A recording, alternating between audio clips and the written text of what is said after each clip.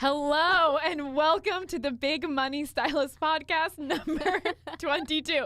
Are you fucking kidding me right now? I didn't know we were starting yet. We start off and all hear is psst. Like, are you whispering to me? That one's on me. I'll save it for after the show now. You know what? Good talk, guys. So here we are, episode number 22. Can you believe it? It's flying by. It seems like literally just yesterday Garrett was saying, we're doing a podcast, and we were like, we're what? Huh? I'm sorry, a pod what? Like we're actually doing this every week, which I actually feel is how everything started. And well, here we are now. Yeah. This is just, I love it. So as we are recording this, we are actually 1 week away from BMS convention. But as you're hearing it, we're there. It's happening. We are actually at BMS convention. So we're on stage with 70 stylists? 350. 350.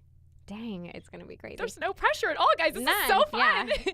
I'm not on stage right now shadooing my pants. You know what? It's 10:51 a.m. while we're recording, and we are in the middle of the NBR hands-on training portion.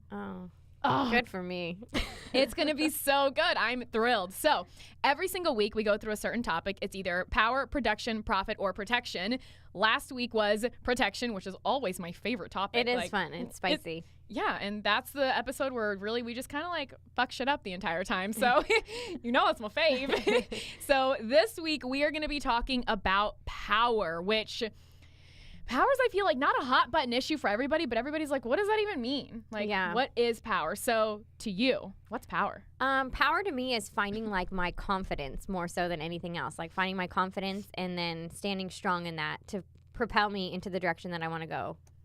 Oh, I like that. Thanks. Standing strong in confidence.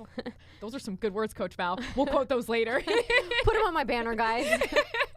But really, I completely agree because I feel like so many artists, they come into all of our program and all of our training and they're kind of like, I wish I could do this thing. I want to do this thing, but it's not for me. It's not, and they almost have that like retreating feel every single time. And I feel like that retreating feel it's always a lack in power. Yep. And we see that all the time. So I feel like obviously you and I are two really great examples of women who've not come from bad places, but different places, different steps on the ladder, and we just fucking rolled with everything. So man, here we are. What a journey. It's been, oh my God, it's been amazing. I mean, BMS is officially 2 years old, which, what? Happy BMS birthday, everyone. It's the best. It's so great. So even with that, I mean, we're right now, so BMS is all our events are completely sold out until September. And from there, we're starting Warrior Week for Women. Yes. That's going to be fucking insane. Like, I'm so geeked out. For all of you who are listening now, and you've ever messaged Val and myself and you've said, oh, I wish I was a stylist so that I could do BMS. It sounds like so much fun. Warrior Week for Women is what you need to do. Here's your chance. This is literally it. I mean, this BMS itself was not birthed off of, but it was kind of created off of Wake Up Warrior. It's a spinoff. It's a better spinoff.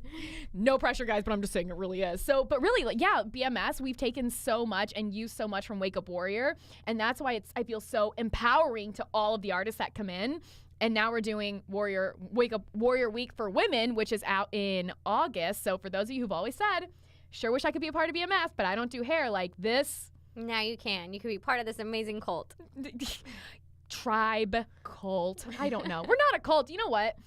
Let's actually address that. Everyone calls us a cult every single time we have a BMS class, and we make our students wear all black for the class, and then they do something called the Daily 4 where they're doing like videos, audios, text, pictures out on the beach. And so, I mean, if you live in a beach town, most people don't wear like all black out on the beach. So there's this like slew of like 20 people like in all black roaming the beach with like these phones in their hands doing their videos, and every single time without fail, someone comes up and is like, are you guys a cult? And I'm like, oh my God, really? Do people who are a cult, do they ever like say that like outright? Do they say like, are they like, yes, I am. Yes, this is a cult.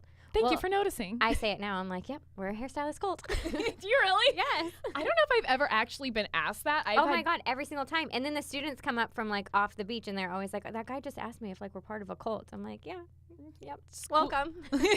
Whatever, it is what it is. But here we are. We're 2 years into BMS. I am 7-8 months now into being hired on as a trainer and actually moving to California. We're on BMS convention number 2. This fall, we start on BMS number 18. I mean, damn, it's been a hell of a journey. So let me ask you this. What are you searching for? What's next for you? Oh, what's next? I just want to keep getting better at like actually training and teaching and stuff and giving myself that permission. I will like have a good moment and I'm like, okay, yeah. And I'm always on fire for it. But I do like, it's just something I constantly struggle with where I like revert back to playing small because it is just so uncomfortable for me to like put myself out there and be like open and vulnerable and on stage and in like any sort of attention, limelight, whatever you want to call it. It's really uncomfortable for me. So it's a constant thing for me to have to keep like saying yes daily. Yes, I'm putting myself out there. Yes, I'm going to grow more. Yes, I'm going to, like taking those baby steps every single day. It's a daily decision for me. It does not come naturally to me whatsoever. But obviously, like we've always talked about in these podcasts and we talk about amongst ourselves all the time is just the positive feedback and results that we're seeing from our students is what keeps pushing me forward. So I just want to be a better trainer always. Like that's what's next for me and not being like, oh no, I can't do that. Like I need to stop slowing myself down. Just like, this is what I'm doing and go for it instead of like hesitating each time. I do it each time, but I hesitate each time and I want to like cut that hesitation out so that I can grow even faster. So do you think now, because Jill, in case you don't know, Val has an assistant, Jill. She's been on the podcast a few times. She's in all of our weekly live trainings now. And it's literally been coined a phrase now that everybody wants a Jill. Yeah. I mean, and that was not only birthed from you actually training her and spending time with her and being her mentor and boss and friend and everything else, but Jill stepping up and finding her own power. Yeah. So how does that make you feel, though, knowing that someone you trained, it's literally been coined, everyone's saying, well, I want a Jill. I know. It's really cool. And it makes me want to keep, like, it keeps me on my toes because I want to keep making it valuable for Jill to be working for me. I don't want to plateau because then that's not helping her any. And I feel that same way with the students. Like, I can't, like, reach my next level and then just be sufficient there. I have to keep wanting more, growing more, being more so that I can keep inspiring and, like, helping lead the way with Danielle and with you and Garrett and for these women and some of the few men that have joined that so that we can literally change lives. It's insane, and I know it sounds like cheesy, but it isn't. It isn't cheesy, and it is like what we're doing, and it's why I will keep being uncomfortable to keep pushing forward for this. And it never ends for us. Yeah. Like, it really doesn't. It doesn't. And even yesterday, I was sitting at our headquarters, and I was getting so many messages from all of the pod leaders. So for BMS Con, because it's such a big group this time, last December, we had 165 artists.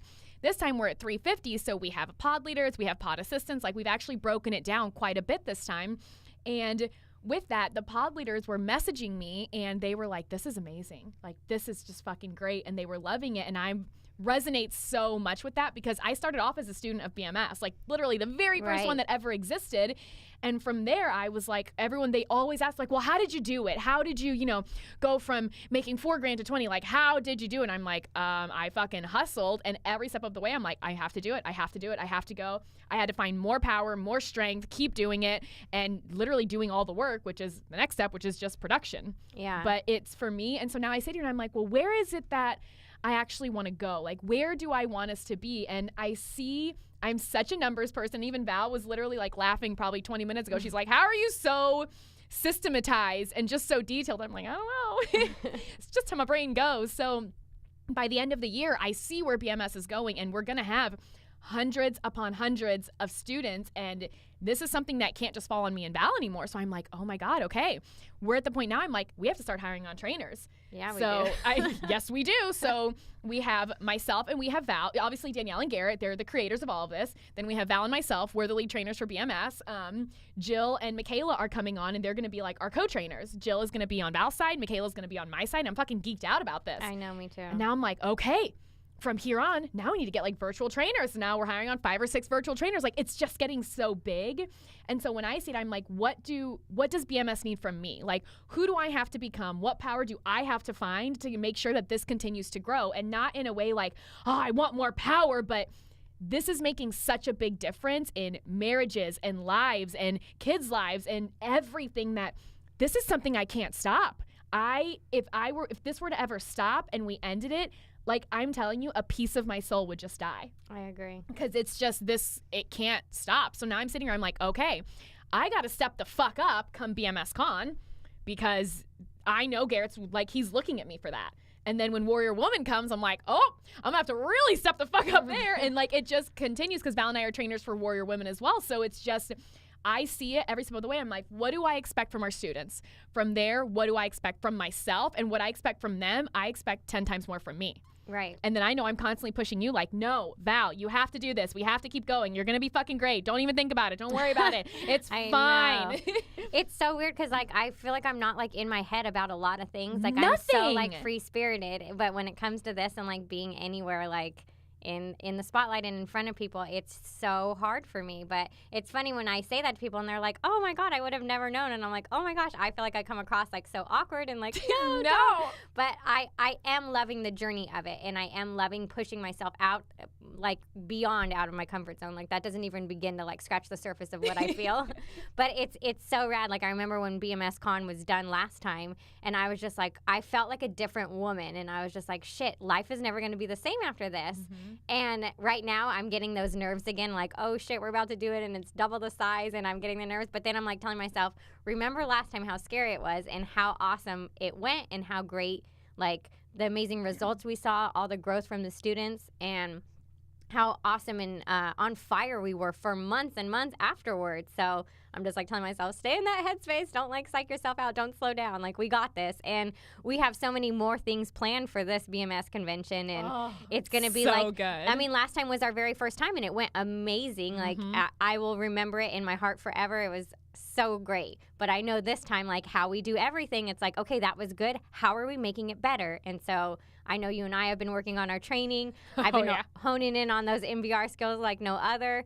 It's helped me having Jill, like having to train someone, excuse me, day in and day out. And then like with doing the NBR feedback groups and stuff, I've gotten every single question I could possibly imagine. So, and plus we've gotten a ton more BMS classes under our belt. So I know this BMS convention is going to be like that much better, and I'm stoked for it. And it's funny because I know, not that you go to a place of panic, but you're like, oh fuck, it's going to be a big room. I'm like, no, it's cool. I remember WarriorCon from last year, and yes, it was a big room, but it was cool. It was fine. I stood in the front of the stage. I stood on stage when everyone left the room because as women, we're not actually supposed to be there, but you know, we snuck in. Rules are meant to be broken. Fuck those rules. I live by my rules. It's fine, guys. So we were there anyway, and I remember standing on stage looking at all the chairs, and I think there was about 500 people. I'm just going to round in between because I don't know if it was between 4 or 6, so I'll say 500. And I'm looking at the chairs. I'm like, it's not that bad.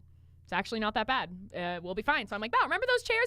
Less than that. We'll be fine. So that's the mentality I always go for. And I'm like, it doesn't matter. We're good. Yeah. We got this. And I think maybe that's what helps me like continue to push forward in the most uncomfortable of situations for me. I'm like, it's fine. We know what we're doing. Like, you know NBR and Danielle knows NBR. Like, we all do. Like, nobody's fucking business. There's no one better in the game than you two. Like, that's a period, end of discussion. Oh, thank you. So you're right. There's no question that can be asked. There's nothing that can be said because you know what you're talking about. When it comes to the business, marketing, sales, I fucking know what I'm talking about. Like, Garrett has been plowing this shit into my head for months and years. And what he loves to do is he'll just be like, hey, you're gonna go on stage in 10 minutes and go teach this. I'm like, okay, good talk. I wasn't prepped, but we're about to find out how well I know my shit. So knowing that could happen at literally any moment, I've made sure that I know all of the topics and everything. I mean, fucking down pat. But the biggest thing that we've always said is it's not enough to just learn something. You can learn anything, but we always say you have to learn it.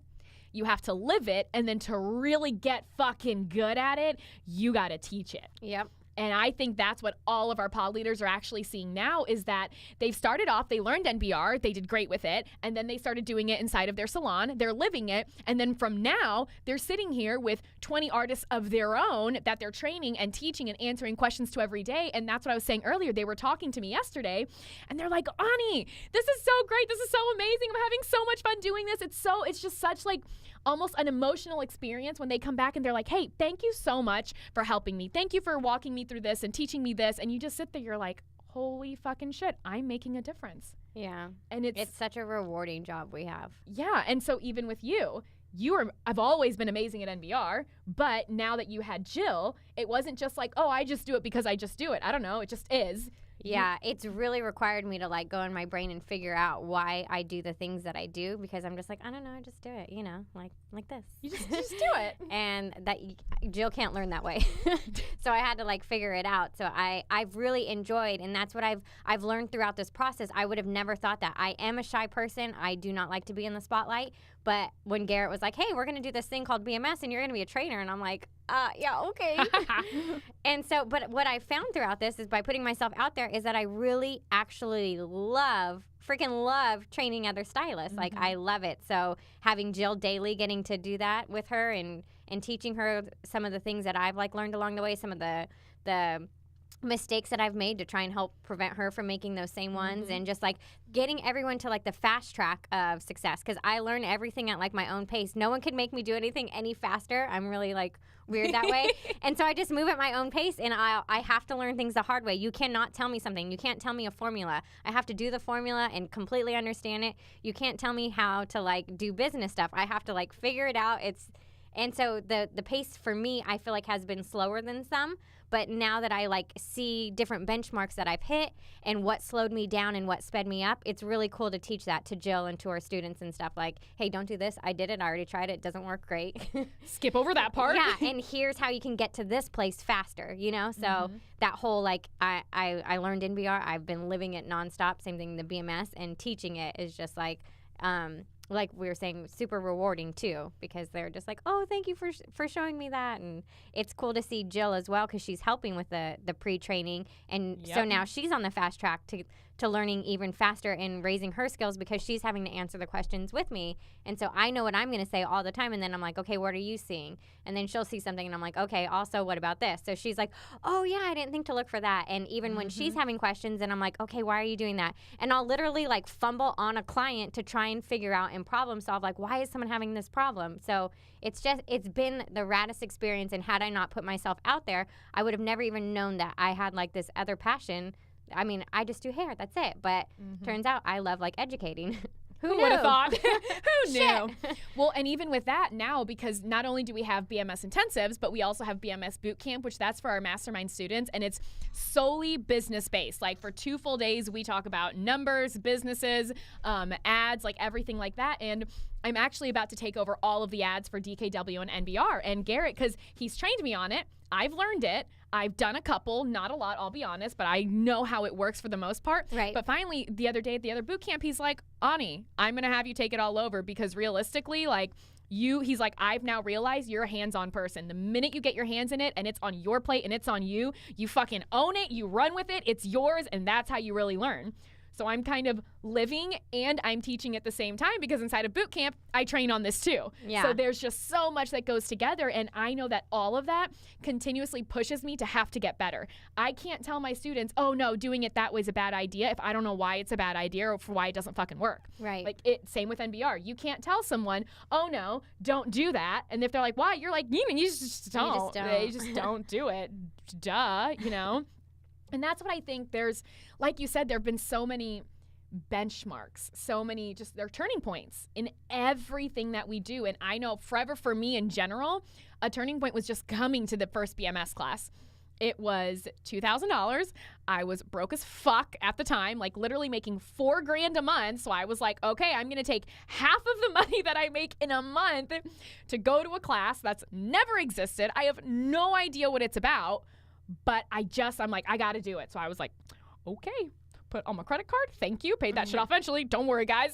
but really, that's just one of those things, like, I just had to do it. And doing that gave me another step to go forward and be like, okay, well, that fucking worked. This is good. What's my next step? And I'm always going forward to more and more. And that's why now, even seeing that, you know, Warrior Women is coming, Warrior Week for Women is going to be here soon. I'm like, that is going to require a version of me that's just never existed before. It's not the version of Ani that does hair. It's not the version of Ani that trains on like systems and processes and funnels and ads. Like, this is a whole different ball game. So I sit here, I'm like, I am really going to have to fucking figure some shit out about myself, and not even like get my life in order like I'm a fucking wreck, but am I perfect?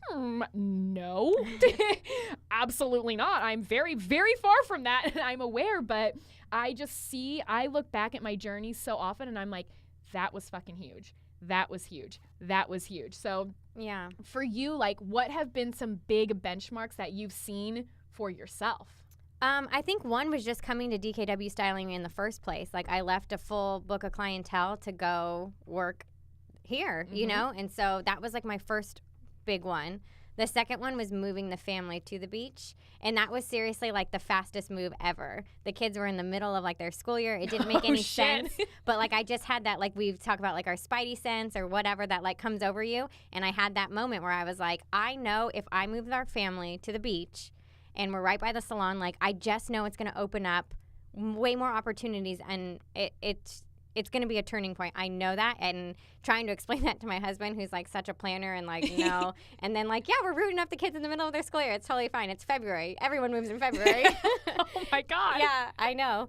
And he went for it. Thank God. He knows like I'm kind of crazy, but I have visions, and I was like, I will not let this like fail. Like I promise, like here we're doing this. And so I started looking for houses, and then it was like not even 3 weeks and we had moved. Holy from the first shit. time like I said it out loud. And sure enough, and mind you, at this point I was assisting Danielle, making an assistant salary. That's it. Like it was not like, it did not make sense financially. It did not make sense in any direction, but I knew it. And so I think that was like a huge point, but that I was gaining this confidence, and I was knowing what was happening with BMS and starting to see like what I just had this vision of like where all of the companies were going. And that's what I was telling Ryan. I was like, I will not let this fail. And like, I know there's just like something inside me, like we have to do this. And that was me standing in my power at that moment. You know, that was huge for me to like say, I'm uprooting everyone and we're doing this. And then I was so convicted in it that Ryan was like, okay, she's like onto something. Like I gotta like trust her and take this like leap of faith. So I think that was like another really big one. Just, I feel like educating in general. Like anytime like Garrett has thrown me into a new thing, like here you're doing this live webinar, here you're doing this, you're standing in front of a class. And those have been like, but BMS Con last year I feel like was the biggest turning point, because that was the first time I'd ever taught a model on stage, done a model for any class whatsoever. I was always like Danielle's sidekick. So my first time actually teaching was on stage with those ginormous ass screens, close-ups, both sides of the stage, with Jill, who I just started like working with, and doing 3 models in VR, start to finish, in front of 150 people, like lights, camera, action. Like that was like no way to like dip my toes in the water of like education. I was like, oh shit. And it wasn't like, I'm gonna do better this time, but it wasn't the worst thing ever. Like I liked it. I enjoyed it a lot. And I think that was like a huge turning point, like a benchmark in mind. Like, okay, you started out, like you didn't start out in a baby class. You started out on stage with 150 people, and your before and afters turned out amazing. I, of all people, understand that, because by the time, so one of the biggest turning points I'll ever have was moving. I mean, just like you said, you uprooted your family. I don't have a family, but I uprooted everything about myself, and I moved halfway across the country. I came from the Midwest, but I lived in the Midwest in St. Louis, Missouri, and I was like, okay, well, fuck it. I'm going to California, because Garrett called me one day, and I will never forget the phone call, because it was so funny, because I could tell he was selling me. Like at this point, I knew Garrett enough. I can gauge when he's trying to like seduce someone to do something. Like I'm not an idiot. I fucking see that shit now. And we're on the phone, and he's painting this big grand vision. Honestly, all he had to do was call and say, Ani, do you want to be a trainer? I would have been like, yeah. But we're talking on the phone. It had to be like 30 minutes. And he's painting this big, beautiful, grand vision of me being a trainer and where BMS is going. And at the end, he's like, so how do you feel? Are you in? And I'm like, fuck yeah, I'm in. And he's like, well, that was easy. I'm like, you had me when you just texted me and you were like, we need to talk. I'm like, oh, this is it. Sold. What's happening? But that for me, even him going and just texting me, and like because the joke has always been that I was a self-proclaimed trainer, that I just like, Val calls me a cockroach and says that they couldn't get rid of me. And I'm like, you're not wrong, because I told myself, I'm like, fuck, I don't fucking care. I'm going to be a trainer for BMS. Like, come hell or high water, that is my path. And I knew it. So I had to continuously take steps, no matter how uncomfortable, no matter how I was like, this might actually be a terrible idea, but I'm going to do it anyway. At the time when I was offered the position, I was engaged. I had just bought a house. It was 6 months old. Like, still own it. It's cool. Well, it's fine. Just it's there, you know? And I remember sitting on the phone with my fiance at the time, and I was like, I have to do this. I don't know why, but I'm telling you, like, BMS is a tiny baby. Like, it's not even born yet. It is so small, and this is the time for me to get in for what I know I want to do. Yep. If I don't do this, this will be the one biggest regret I have my whole entire life. And I just fucking knew it. So I was like, okay, I'm moving to California. And I was like, oh my God, I'm moving to California. But in that moment that I made the decision, like, this is it, I'm doing it, I knew I not took back power, like I lost it, but I gained a little more. Like, this is it. You're 20, I was 27. You're 27 years old. You're making the decision to leave your family, your fiance, your house, your job, your clientele, where you're making, I mean, 20 grand a month. Like, that's a big number. You're leaving all of it to go do this thing where the vision's great. I see where it's going. I want to be there. But other than that, I really have no information. I moved here not actually even knowing what I was getting paid. I was like, well, let's really hope that this works out because I'm committed. Like, I already told my clients, I pawned them off on someone else. I'm fucking out. So we pay Ani in hugs, just so you know. And she loves it. Please no.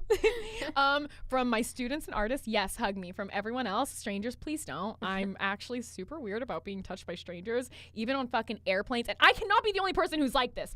Even on airplanes when I have to share an armrest. And if you want to actually see what I'm doing right now, go to bigmoneystylistnow.com because this is ridiculous. But you know, like when you put your arm on the armrest and then someone else uses the same armrest and your elbows touch and it's super fucking weird. Worse when this area touches. Oh God, like the back of your arm, you're like, oh my God, stranger danger, help! Someone touched me on the airplane. Like it's not good. I don't like it. It makes me very uncomfortable. So luckily I'm the size of a 12-year-old, so I just kind of like hunker down in my seat and I just don't move. But that for me, you know, moving or even making the decision to move, I was like, this is it. No one's gonna save me. No one's gonna do anything for me. I'm making this choice. I'm making this decision, so I'm gonna fucking go all in. Like, I'm doing it. Yeah. Moving here, a month and a half later, not even 2 months later, I was standing on stage in front of 165 people. I had never stood in front of more than like 20.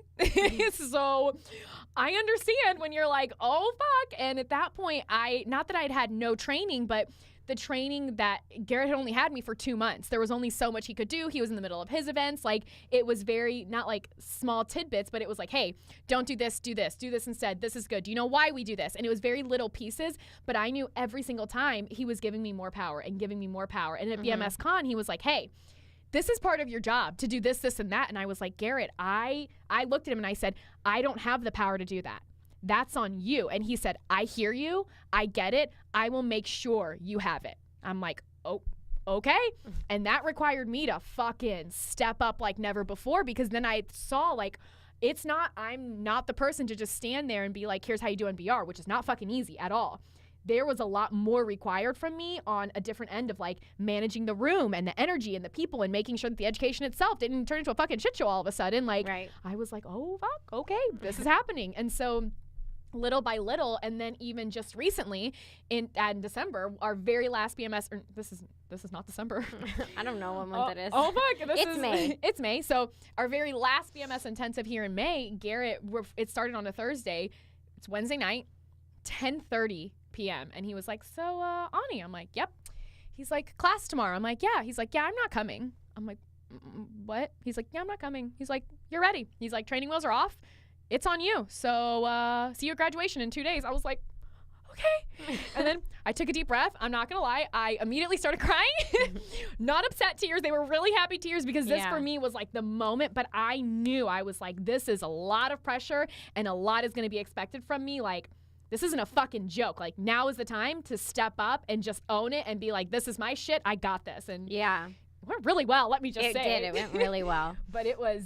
It's fun. It's fun to see like Garrett and Danielle release that to us so that we can step into our power. Because when they are there, we're still in our power, but then we're like, you know, they're the queen and the king, you know? Always, yes. So when they're not there, then we have to like not fill their shoes, but stand even bigger than what we normally do.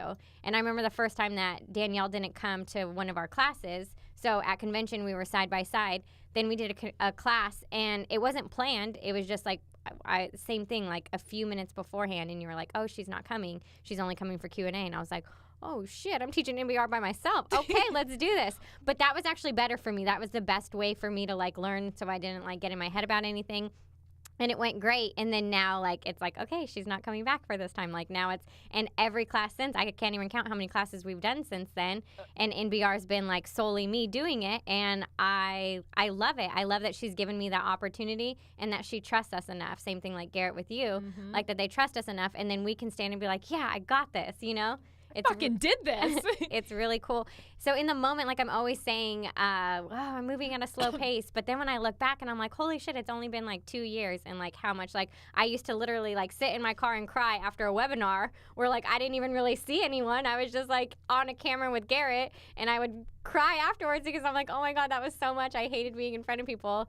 To now we're doing like 350 people and I'm not dying, so. It's fucking crazy. It's insane. I will never forget. So you don't know this because this happened yesterday. I haven't told you the story yet, but yesterday. Me? I don't know? Yeah, you don't know the story yet. For me. So this is a fun one. She's like, please don't ask me questions about whatever's happening. No, but Garrett and I were sitting there yesterday. We're having a meeting and we're getting some shit figured out for BMS convention and we're going through pictures. And like I had to find some photos on my phone. And so I'm scrolling back far and I came upon a picture of the very first time I was ever inside a weekly life training.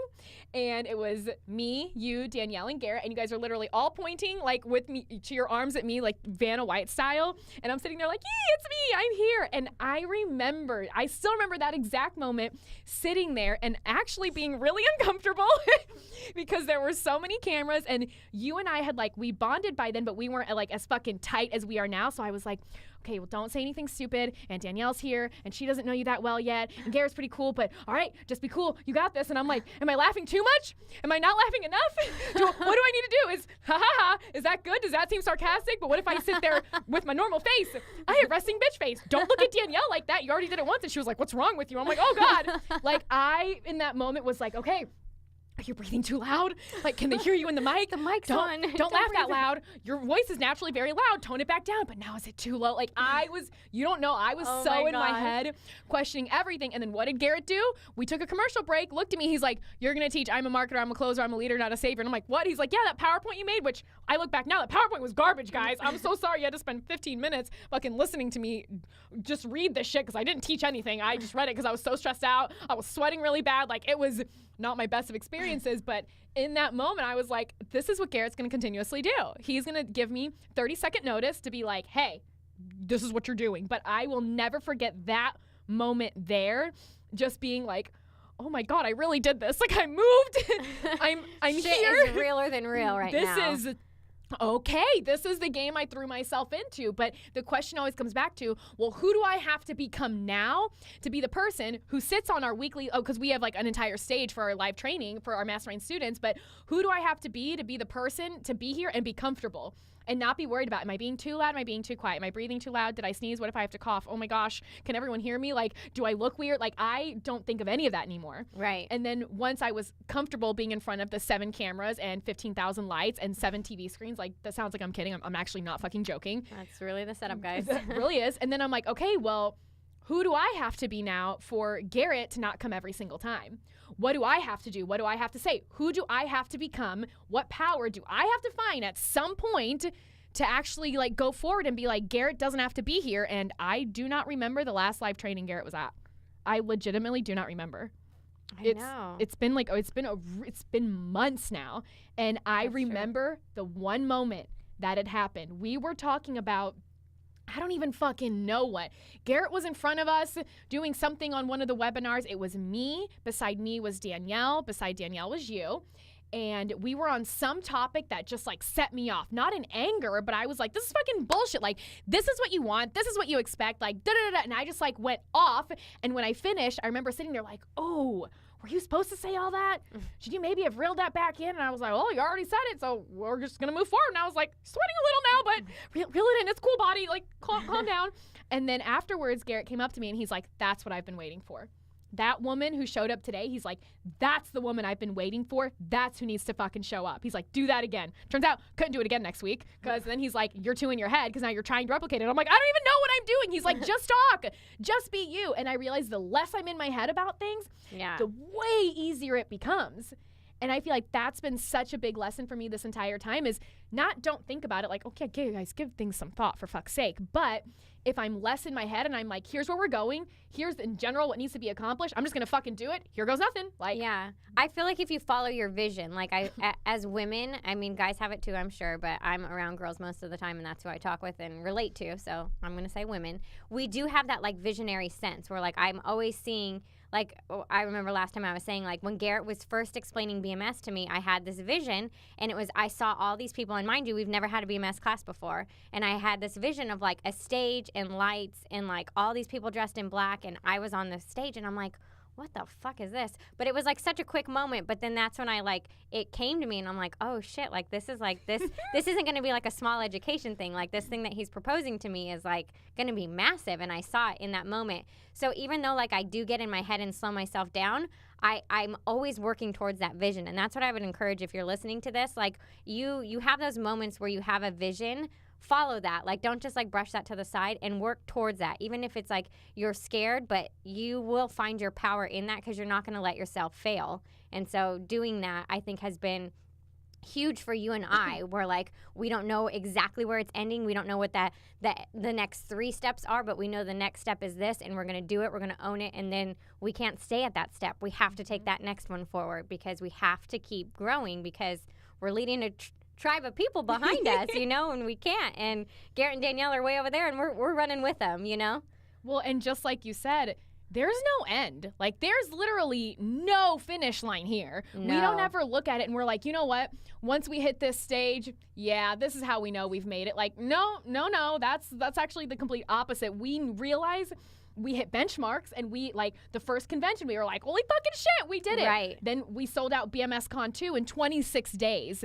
And then we had BMS Intensive sold out for the entire first half of the year in the matter of a month. Like, these are huge things that we're seeing every single time. We're like, that was important, this is important, but we're never like, once we can sell at a convention, then we know we've made it, we're done. Like, no. Then we just realize, like, oh my God, we did this. Well, what's next? There's always a, like, what's next for us, because there's no ending to this. Well, because you have to keep growing, because once you've started doing it and made yourself so uncomfortable, and then when you're done, like, and you feel those positive results, and you see that in yourself, you see that you're a little more confident and that you're a little more clear on where you're headed next for that next step, you literally cannot stay in the spot that you're at, because you're like chasing that next thing, like, okay, I need a little more of that. And I don't think it's like the power hungry in like a negative aspect, but just like I need to unleash another side of myself, you know? And I feel like that's what I'm always like, I'm unpeeling like another layer and getting to like more of who I actually am, you know?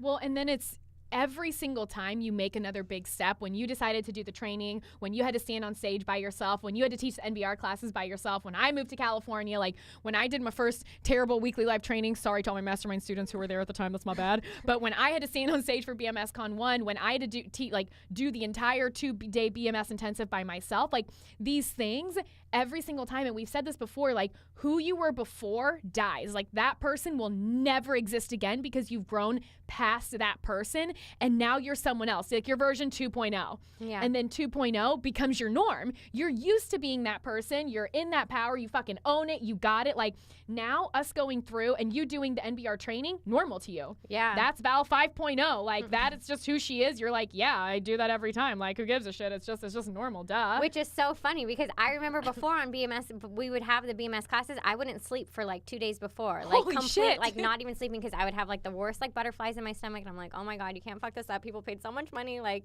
and now I'm just like, I wake up excited. We talk at 3 a.m. in the morning. Like, okay, we're going to eat breakfast and then fucking kill these next 4 days. Like, it's so exciting. So yeah, it's crazy. But you got to, I always have to like look back to see how far I've come too, because in the moments when you keep like, I feel like it's just been such a constant, steady pace for us, but pretty fast that then you're like, oh, I haven't really grown that much. And then you look back and you're like, I used to have like the craziest butterflies, throwing up, talking about shadooming my pants, and now it's like our norm. So. And that's what I love, though. Like, this version of us, who we are now, I swear to God, we're on version, like, 22 right now. Like, it's just, but really, you start off as version, like, 1.0, the most normal version of yourself. And then from there, you go forward and you push through. Maybe it's even just, we always say, like, signing up for the class is the easiest sense. But for some people, that's some of the hardest because they're leaving their children, they're leaving their husbands, their families. Like, and that's not easy. You've experienced that, too. The first time you really left your family, you were like, this is the fucking worst. And you had to stand on stage in front of 165 people for the first time ever. Like, it's not easy. So, but that version of you, the 2.0 Val that was there before BMS Con 1 is fucking dead. After BMS Con 1, she's now 3.0. Like, that person, Val will never be that person again. I will never be that person again. And then we continue forward. And what you guys have to realize is finding power isn't just a one-time thing. You don't wake up, you're like, I made one decision. That was a good one. I guess me and all my power. I'm done now. Good for me. No, because the world keeps on moving. Everything keeps on growing and shifting and changing. And if you're not going forward, you're going backward. There's no such thing as stagnant because the world doesn't stay still. So what is it that you're doing to continue going forward? And that's with us, literally. We sat down yesterday at BMS headquarters and we were having a talk. It was myself, Val, and Jill, and we're like, okay, so what else do we need to get done? Where are we at? What have we seen inside the network? What's working? What about this? What if we changed it like that? Not because what we have now is shitty, but we're like, we see where this is going and it needs to become better. It needs to become something more to handle the capacity of BMS has to grow in general, which is why we're hiring on so many people. Right. Our capacity has to grow. Our roles are now changing. It's not just like, oh, Ani takes care of like the business portion beside Garrett and then Val takes care of MBR beside Danielle. It's like, no, Danielle and Garrett aren't there for sometimes. Yeah. So when they're not there, who's running shit? Who's making sure staff is on point? That's normally Garrett. Now it's Ani. Who's making sure that all the trainers are helping all of the artists go with NBR? That used to be Danielle. Now it's Val. Like things like shift and jig and change. And we always realize it's not a one moment in time that made you who you were. It's a lot of little decisions, but you can benchmark it and be like, that was so important. I wouldn't be who I am today if I hadn't done that thing. Yeah. And don't you think it's weird how it spills over into other ways of your life? And I know, like, for you, like, you came here and you got thrown into the fire and you fucking rose like nobody's business. But then you got, like, clarity in other departments. And I feel like I'm so focused on work, you know, like that's the majority of life right now. And I'm not complaining. That is just like where you and I are both at and we love it. But it gives you like so much more clarity when you have that power with like work or wherever you are finding your power for yourself. Then I have like clarity like at home with Ryan, with the kids, with friendships, with family, with everything. It's so crazy how you have that power in one area, but it does spill over into the other because you changed as a person because of that power. And I really like that. And I was actually having, weirdly, this conversation. I don't know when or with who, but I know I just had it for sure this weekend. I'm like, oh God, am I repeating it again? But we were. Oh no, that's Val. But I'm like, who the fuck was I talking to? I don't spend in your head. I don't spend that much time with that many people, so I'm worried about the voices, guys. Kidding, I have no voices before anyone starts like panicking. But I was saying that, you know, and it's true. Like even you guys, you've heard the story how I was engaged and then I wasn't. I know for a fact that ending my engagement, ending that relationship, that is a giant benchmark for me because I've never before taken so much power in my own life and been like, I'm out. I'm done. This does not work for me anymore. I'm not happy. I want something else. And to say that when you've been with someone for 6.5 years, best friends for 10 years, engaged for one of those, that's a really big decision to make. Most people, they're like, it'll be fine. We'll just go forward. It's the plan. Like, oh, don't worry. It's okay. But I just knew where I'm going, the vision I had for myself, I'm like, this shit's a fucking anchor for me and I won't have it. And coming out of that relationship now, obviously everything is, hindsight 2020, but I can actually look back now and say that was such a great moment for me because I stood in my power. And at that moment, whether I didn't realize it at the time, I see it now, but I decided, here's my list of non-negotiables. From here on out, for my life, for my partner, for any relationship I'm in, here is my list of non-negotiables, things that from now on, I will not stand for this. I will not stand for these things happening, these things being said, this mentality, this attitude, this lifestyle. I will not stand for it. Here's my list of non-negotiables that has to be in my future partner.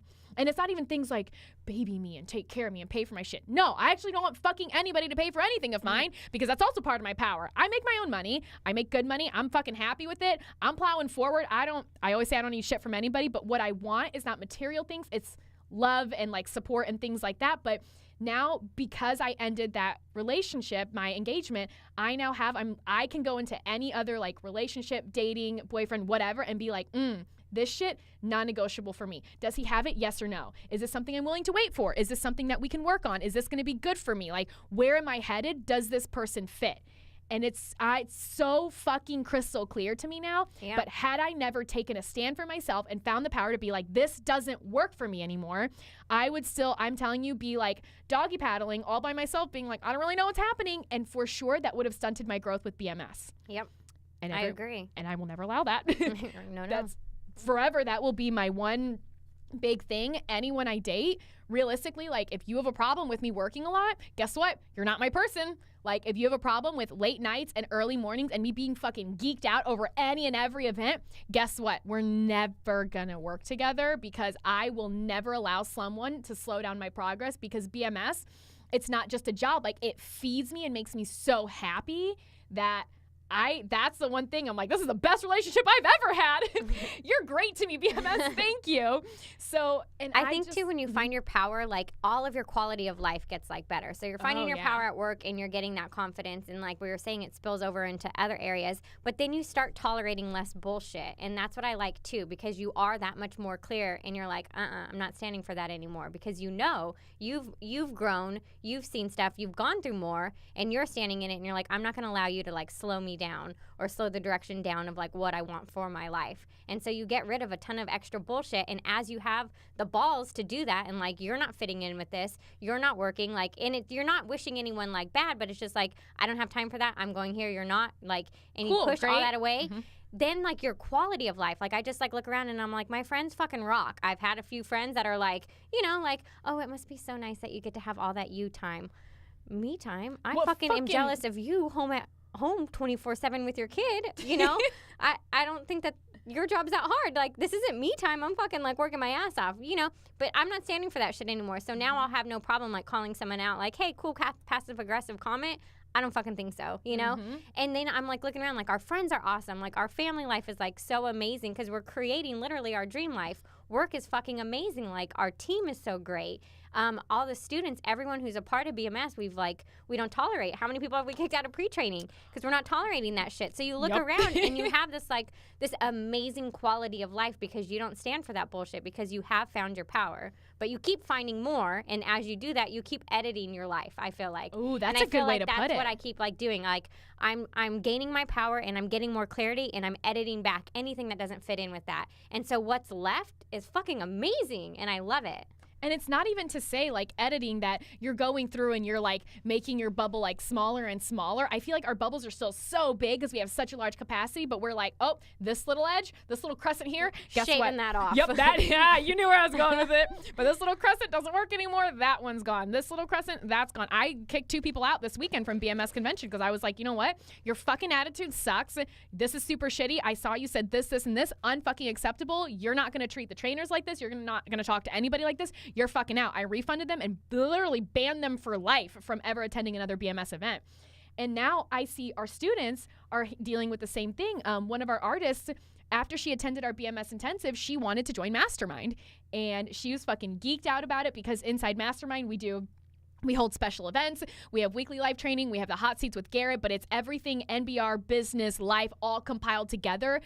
And fun fact, this is exciting, you don't know this yet, but we are actually going to be training a team to be like basically an NBR 24-hour call center. So we're going to be compiling the 100 most asked questions in NBR and inside business and everything. And we're going to be training people like, here are the responses, here are the answers, here's everything. So if our students ever need help with anything, how to order hair, anything, they can actually call this line, and it's 24 hours. Someone will be there to help them. So wow. BMS is getting fucking huge, guys. Like, this is amazing. Fun fact now, I forgot to tell you that yesterday. That's on me, but cool call center. But even things like that. So because we're in different time zones, we're in like 3-4 different countries now. Like, you and I can't handle everything on our own. Like, we are getting so big, and I know Warrior's doing the same. Like, now it needs to be like, how can we help them the most at any time, regardless of where they are literally in the world? Right. We have 5 people from Australia coming to BMS Con, which I'm so excited about, guys. Like, want to hear your accent, so this is going to be great. But even then, you know, one of our artists, I won't say her name, but she really wanted to join Mastermind, and she was fucking amped about it. She was so geeked out. Talked to her husband, and he was like, fuck no, you're not joining Mastermind. Like, it was a knockdown. They didn't actually hit each other, but it's one of those like big like fights where it's like the knockdown, drag out, blowout fights, because he was like, absolutely not. You are not spending that money. She's like, you don't understand. Like, this is going to propel me 100 times more. And it was a week-long argument.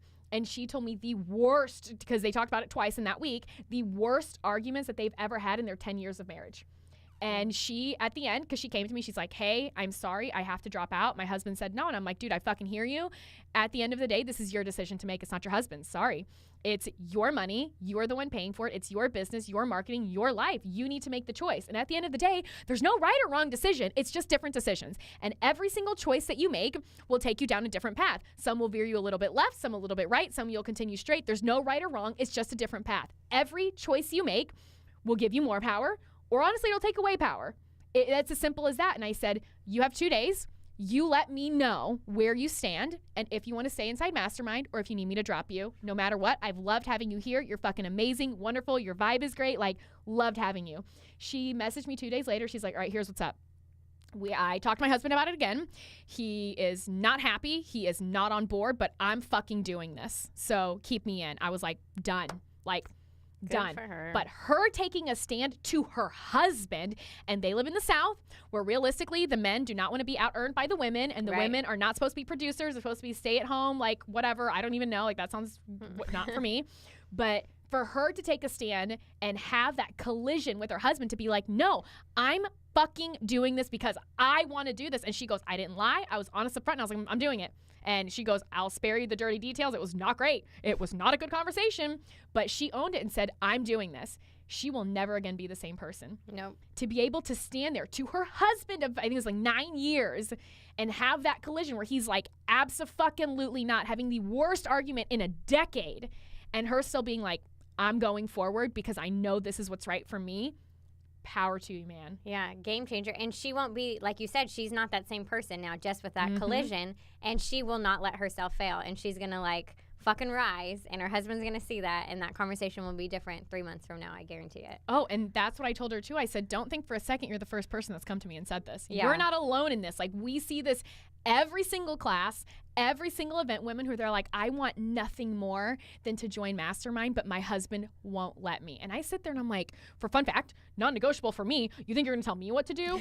Oh, got another thing coming, you can fuck right off. Are we a team? Yes. Will we make big life decisions like children and where to live and houses? Yes. But my job, my career, the one thing I've sacrificed anything and everything for, if you think you're gonna tell me what to do, there's the door and you can fuck right off. Like, we can be a team, we can be riding the same train, but to me that's more of like a controlling thing, and I don't like that.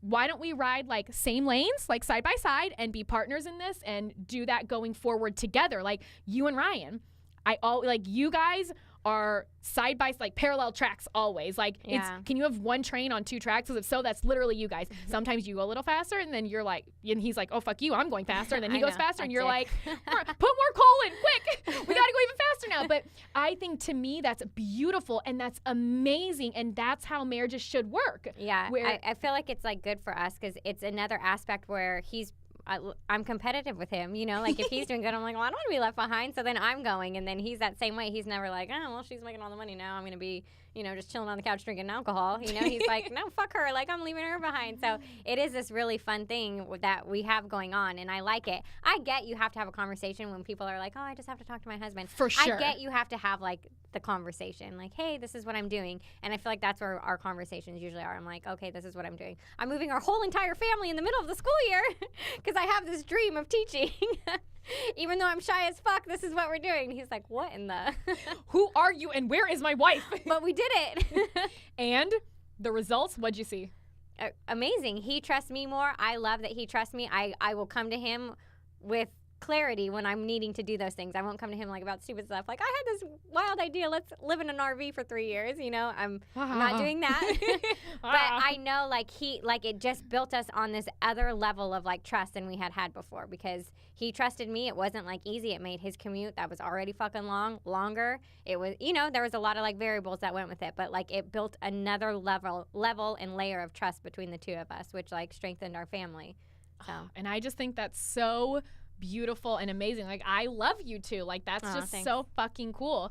And then even on the flip side, inside of the salon, because our artists go forward, they pay thousands of dollars, they spend a month in training. Like, this is not a 2-day class where you come and then we're like, great, you're certified by. Like, no, this is not easy. And then they go home, and then the artists inside their salon, they're like, can you teach me NPR? What? Fuck you. Absolutely not. You're telling me I spent $4,000 to take a class, 3 weeks of pre-training with Ani yelling at me all the time, 2 days live where it's amazing and hard and there's tears and laughter and there's so much growth in those 2 days. And then you're going to leave and you're going to ask this person to give you what they it was literal blood, sweat, and there's no blood here. There's sweat, tears, and the money paid so you can take something from them? What? No. And now our artists, they're finding the power to be like, what am I supposed to say? I'm like, you say no. And they're like, you're goddamn right I say no. Yeah. One of our artists told me that this morning. She's like, the time came. My salon owner came up to me and was like, hey, I want you to teach MBR to the salon. And she was like, no. And her salon owner came back and was like, we are a collaboration environment. She's like, yeah, cool story. The answer's still no. So it's not happening. Number one, actually not allowed, and it's illegal. Like, they have attorneys and super, like, there's a lot of, we'll fucking throw down for this shit. Like, we will find you. We have eyes and ears everywhere. But really, like, it's legally, it's not allowed, and our artists know it. They sign contracts, like, they're crystal fucking clear on, you don't do this, because then that dilutes NBR, and people are going to be like, oh, well, she does NBR when she had a 10-second course from Sally Joe down the street. Sally only came for 2 days. Like, no, that's not how it works. So our artist, I'm not going to say her name, but our artist went forward and told the salon owner, absolutely not, I'm not going to do it. She told the artist no, she stood in her ground, and now she's not going to be the same person. Yep. Because she's going to look back and be like, this is now unacceptable for me. Like, I'm growing, I'm going forward. If you would like to be a part of it, that's great and amazing, and I fully encourage it. Here's the link to go online and sign up for class, because you ain't learning it from me. Yeah. We had that situation in our salon not that long ago where another stylist was doing a girl's hair, and the girl brought her stylist, and our stylist was really like mousy about it and like, oh, what should I say? Like, she can't watch and la la. I just had an aggressive mom the other day. Not aggressive, that's the wrong word. An excited mom the other day, and she was so excited to see her grown daughter like get the extensions, and she was like getting ready to take a picture, and I was like, wait. Are you a stylist? And she was like, no, why? And I was like, we've had people try and spy. Are you a stylist trying to figure this MBR shit out? You can't do this on your own. Like, and she's like, no, I'm an excited mom. Like, if I was a stylist, my hair wouldn't look like this. And I was like dying laughing, and I'm like, that, because I have found my power in that. Like, I'm not standing for that shit. And that was like nothing for me to say, because I'm like, we've had a lot of people come into the salon and try and like watch from the sidelines to go home and do it themselves. And so I was like, no, that's not going to work here. But it turns out she was just an excited mom. Good for her. And I remember that exact instance. And here's what happened. Because I was inside the salon that day, and I caught wind of it, and I went to the stylist, and I was like, no, you tell her we don't allow people to watch. She's more than welcome to stay inside the salon. She can eat snacks, have a bottle of water, but her fucking ass stays in the reception area. Like, it is not allowed. Fun fact, that hairstylist, not fond of that idea. She was not happy, still trying to peek over, and I was honestly just so irate at that point, and I was so fucking annoyed by it. I would just stand there, and I knew everywhere I stood I was in her way. She was not watching. And it's not me trying to be a dick, but that's, to me, full-on protection mode. No, you're not going to come here to watch us and then think you're going to go home and do this shit. NBR, super intricate, super detailed. There's a lot of tiny little tedious things you have to do. I'm not going to have you diluting the brand because you don't want to pay the money to come get trained. Yep. That just doesn't work. So, Val, final words. Ani. Val, Ani, yes. Final words. On power. Yeah. On power. Just keep going forward. Follow your vision and keep taking the steps. There's no like end game in the power, but as you find power, you'll find clarity and you'll tolerate less bullshit. And what a better way to live. And so, here's what I want you guys to think about. Take a look at your life. It can be your personal life, it can be your business life, or maybe it's a little bit of both. Where have you been avoiding taking power of something in your life because you're scared, you're nervous, you're unsure? What is it that you're avoiding, and what could actually change inside of your life if you make the decision to step forward and own your own shit? And on that note, we will see you guys next week.